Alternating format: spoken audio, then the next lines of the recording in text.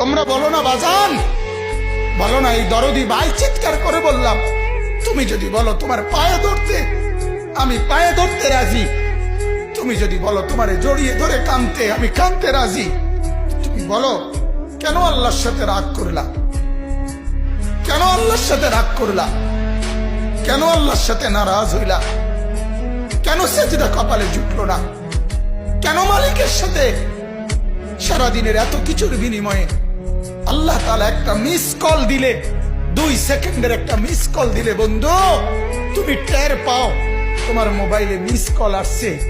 এত বড় মসজিদে 6টা মাইকের হরন দিয়া আল্লাহু আকবার বলে তোমারে ডাক দেয়, তোমার একটা বারও কানে লাগে না, বিবেকে লাগে না।